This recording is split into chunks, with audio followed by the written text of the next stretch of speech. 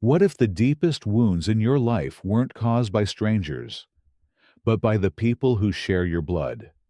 What if betrayal didn't arrive through open conflict, but through silence, through envy, manipulation, and quiet dismissal disguised as love?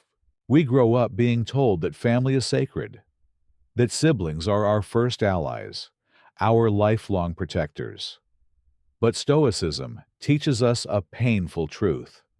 Not everyone who shares your blood will share your peace. Sometimes the greatest battles aren't fought with enemies outside, but with the resentment and rivalry that hides within your own home. When betrayal comes from a sibling, it cuts differently. Because they know your story, the insecurities you hide, the dreams you chase, the weaknesses you try to overcome.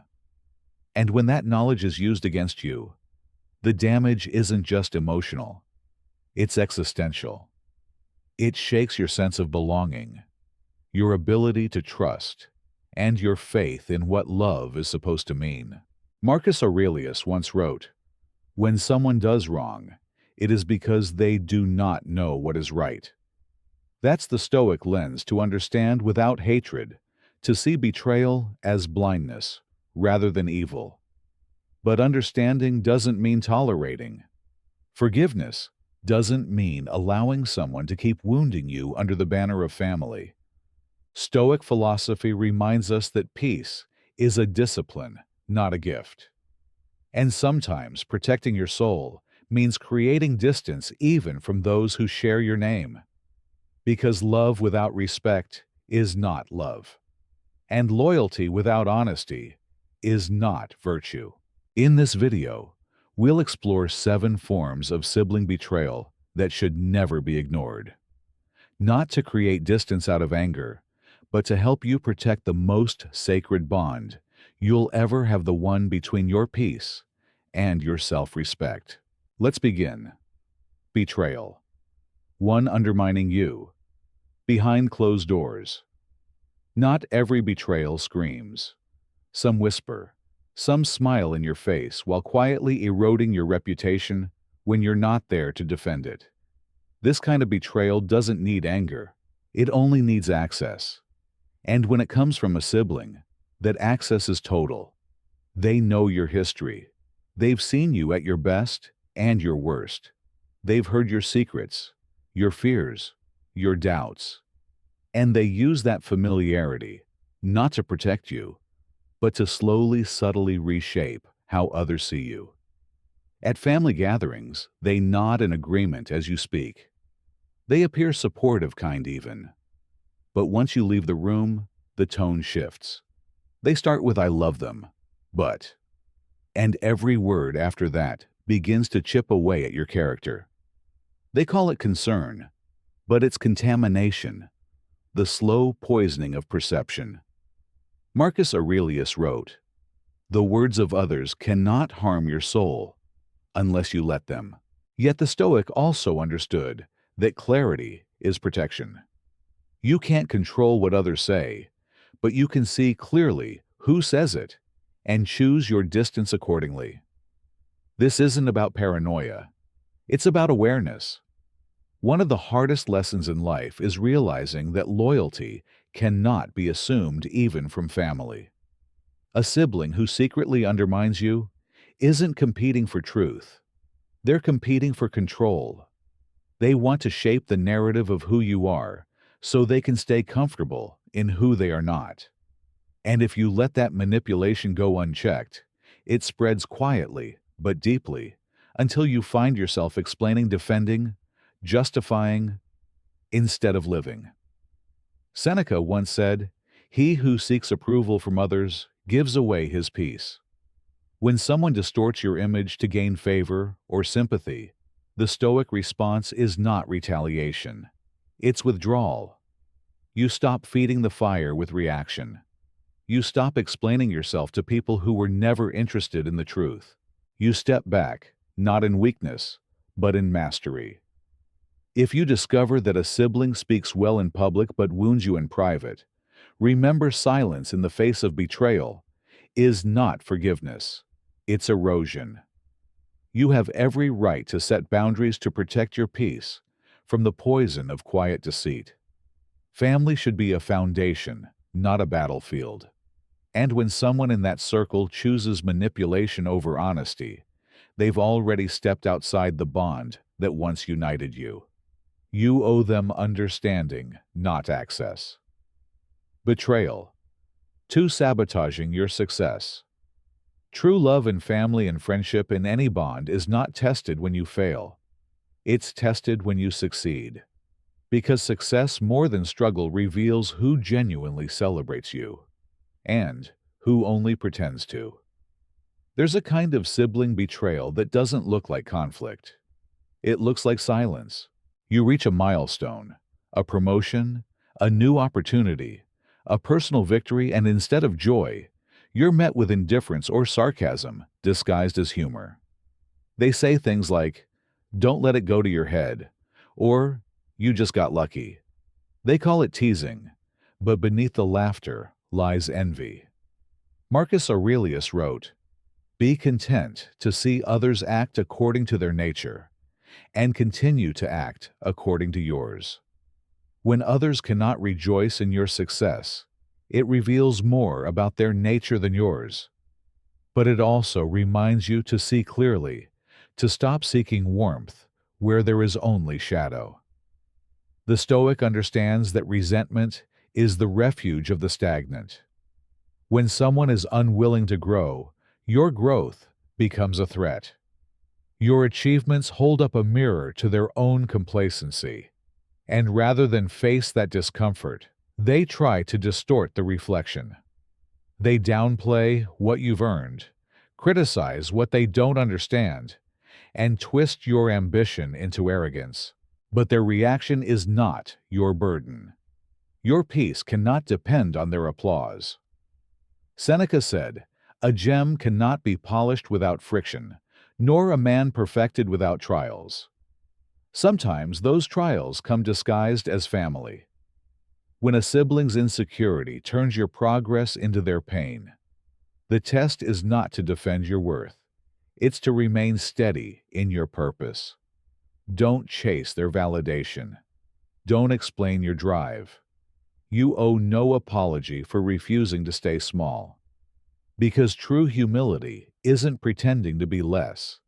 It's recognizing that your light doesn't dim others unless they choose to stand in its shadow.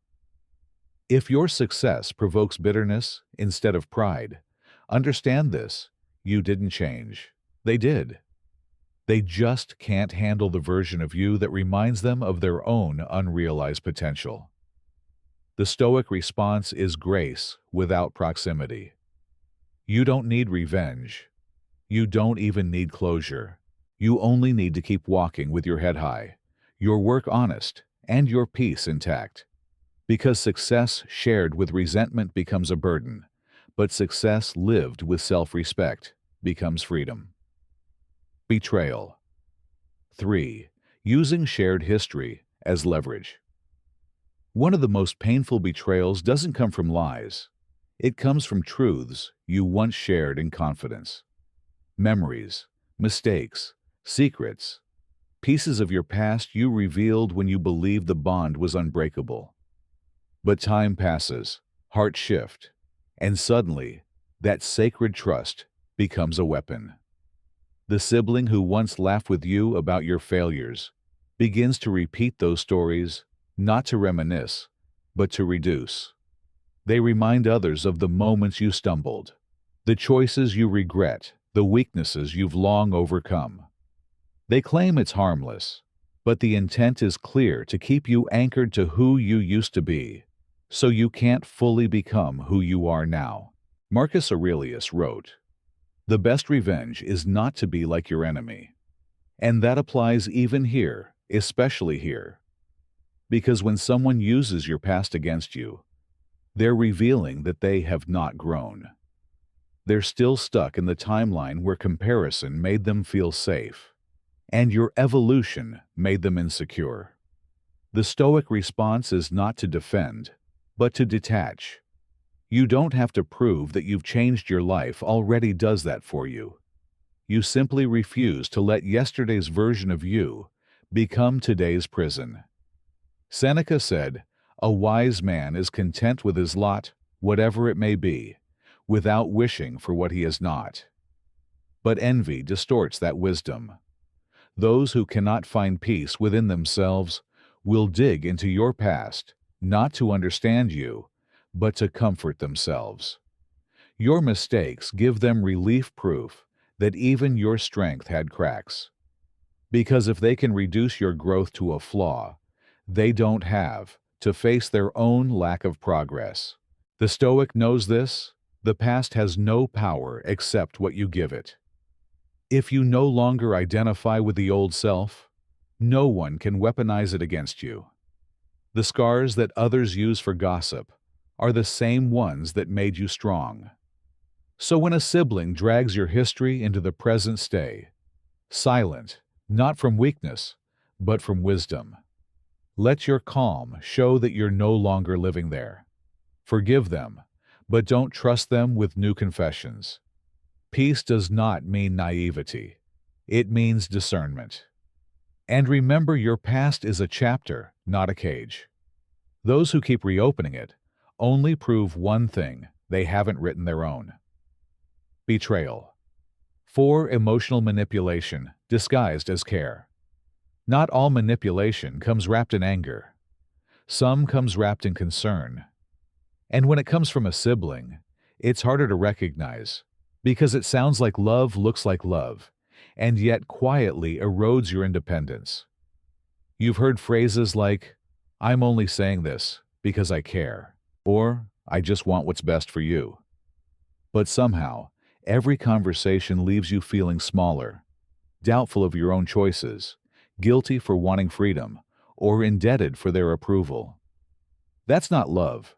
That's control, disguised as guidance. Marcus Aurelius wrote, "What injures the hive injures the bee." A relationship that thrives on guilt, fear, or obligation isn't unity, it's dependency. And when a sibling uses emotion to dictate your life, it's not protection, it's possession. The Stoic understands that genuine care respects autonomy. Love allows space for difference. Wisdom doesn't demand obedience, it invites reflection. So when someone constantly frames your boundaries as betrayal, or your growth as selfishness, they're not caring for you. They're trying to keep you within reach of their comfort. Seneca said, "He who is brave is free." Freedom isn't only physical, it's emotional. And emotional manipulation is a quiet prison built from guilt. You stop acting from authenticity and start acting from fear. Fear of disappointing someone who claims to love you. The manipulative sibling often plays both victim and savior. They remind you of all they've done for you, while subtly demanding repayment through compliance. They cry when you assert yourself, then accuse you of being cold when you stop giving in. But what they really mourn is not the relationship, it's the loss of control. The Stoic response is compassion without compliance. You can love someone and still say no. You can listen without surrendering your will. Because real strength lies not in rebellion, but in calm resistance, the ability to see manipulation for what it is, without reacting with bitterness. You are not ungrateful for setting boundaries. You are not cruel for choosing peace over guilt. You are simply stepping out of a dynamic that feeds on dependency. True love liberates. False love binds. And once you stop confusing control for care, you reclaim the freedom to live your life by reason, not obligation. Betrayal. 5. Competing instead of supporting. In healthy families, success should inspire. In toxic ones, it threatens. Few things hurt more than realizing your sibling doesn't see you as family. They see you as competition. It starts subtly. You share good news, and instead of joy, there's a shift, a quiet tension in the air. They compare, they question, They minimize. And soon, every milestone you reach becomes an invisible scoreboard that they need to even out. But life isn't a race unless you make it one. Marcus Aurelius wrote, "The happiness of your life depends upon the quality of your thoughts." When a sibling's thoughts are shaped by envy and comparison, they trap themselves in a cycle of quiet misery. They don't see your progress as inspiration. They see it as proof of their inadequacy. And instead of striving for growth, they fixate on outshining you. The Stoic knows that comparison is a form of self-torture. Epictetus said, "Seek not for things to happen as you wish, but wish for things to happen as they do, and your life will flow well." In other words, peace comes from alignment, not achievement. When your value comes from being true to yourself, you stop seeing others as threats because their light doesn't dim yours. But a sibling trapped in competition doesn't understand that. They mimic your path instead of walking their own. They measure every success, every failure, every compliment. Their life becomes a reaction to yours, and in doing so, they lose themselves. You can't teach humility to someone addicted to comparison. You can only practice detachment. The Stoic response is not to compete back, but to transcend the game entirely. You continue working, growing, evolving, not to prove superiority, but to prove discipline. You wish them well without expecting understanding. Seneca said, "He who envies others admits his own inferiority." And that's the truth. Competition within family is not about love. It's about insecurity. But you don't need to match their energy. You rise by remaining calm, grounded, and consistent, letting your peace be the proof of your strength. So when a sibling treats your success as a threat, smile inwardly. They're not your rival. They're a reflection of what happens when comparison replaces purpose. Keep your focus inward, because your journey is not meant to be a contest. It's meant to be a testament to your character. Betrayal. 6. Neglect in moments of need. Betrayal doesn't always come from what people do to you. Sometimes it comes from what they don't do, from the silence that replaces support, the absence that replaces care. When someone you thought would stand beside you chooses distance instead, the pain cuts differently. Especially when that someone is your own blood. You fall, and they look away. You struggle, and they stay quiet. Not because they're busy, but because your hardship makes them uncomfortable. They don't know how to show up for you unless there's something in it for them. So they disappear when you need them most, only to return when life looks bright again.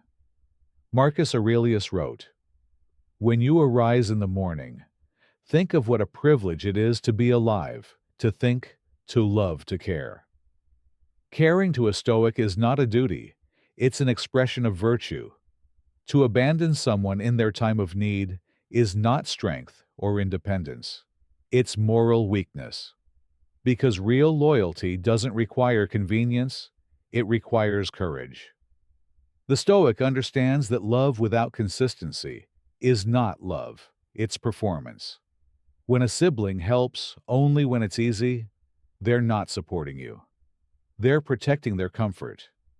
And yet the Stoic also knows that disappointment is part of life. You cannot force someone to have the depth you wish they had. Epictetus taught, "Make the best use of what is in your power and take the rest as it happens." That means accepting the truth. Not everyone raised beside you is capable of standing beside you. You cannot control their absence, but you can control your reaction to it. You stop begging for empathy. You stop waiting for them to care. And you learn to become the person you needed from them. Neglect teaches you self-reliance. It shows you the difference between those who love the idea of you and those who truly value your presence.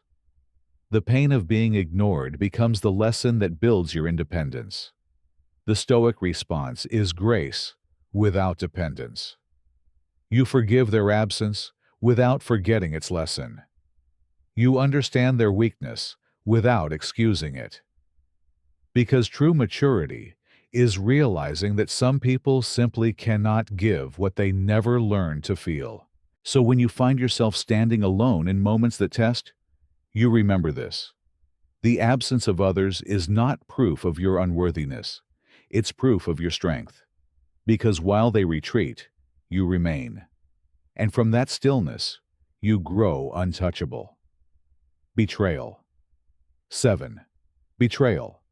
Through inheritance and control. Few things reveal a person's true character. Like power, and within families, power often shows itself through money, inheritance, or control. What was meant to unite becomes the reason for division. What was built to preserve love becomes the battlefield where love dies. You see it all the time, the sibling who manages the finances and quietly takes more than their share. The one who manipulates aging parents for control, who rewrites the story of sacrifice to fit their narrative. And in the end, what's destroyed isn't the inheritance, it's the integrity. Marcus Aurelius wrote, "Waste no more time arguing what a good man should be. Be one."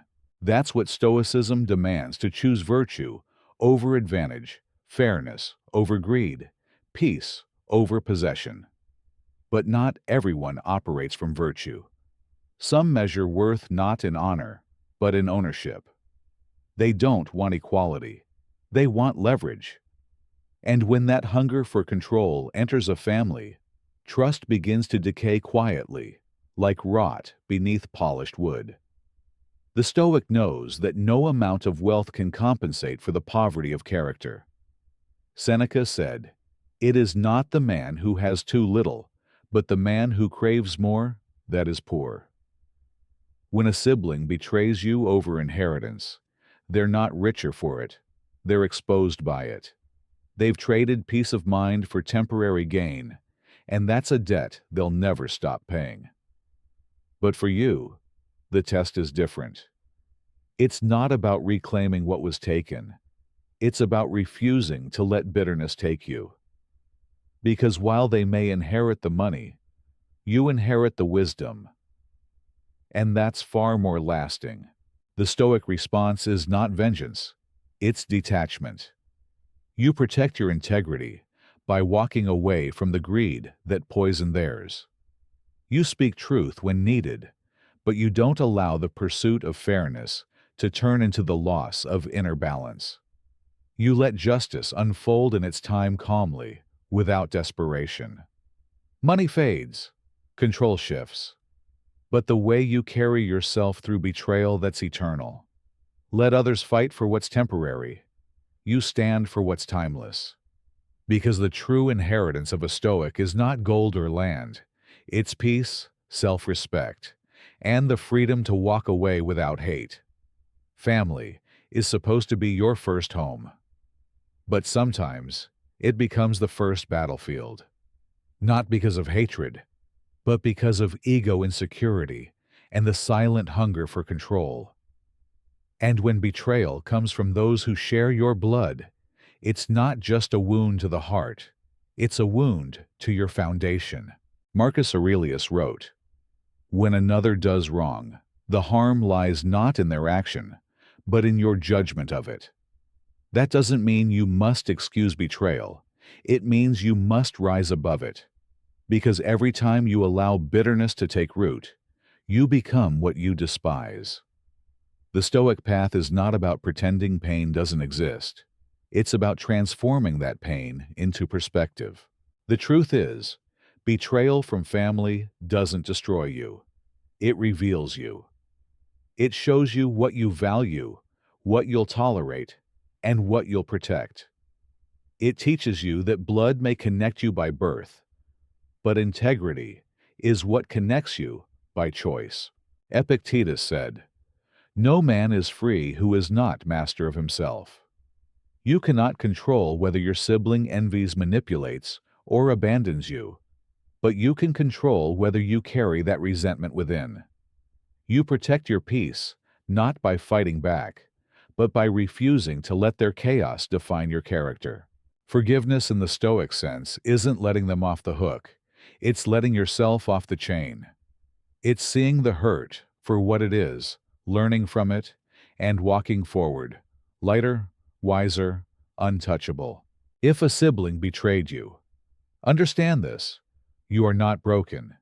You are being refined. You are learning to draw boundaries where blind loyalty once stood. You are learning that real love has accountability, not manipulation. And that sometimes protecting your peace means walking away, not in hate, but in clarity. Seneca said, "A gem cannot be polished without friction, nor a man perfected without trials." Let betrayal polish you, not poison you. Let it strip away illusion and leave only truth, your truth. So forgive where you can release what you must, and move forward with dignity. Because your greatest act of strength will never be revenge, it will be peace. If this message resonated with you, leave a comment below and share your thoughts. Your voice might help someone else realize they're not alone. And if you haven't yet subscribed to Stoic Shield, where every lesson strengthens your calm, sharpens your clarity, and reminds you, peace is not given. It's earned. Walk in stillness, stand in truth, protect your peace.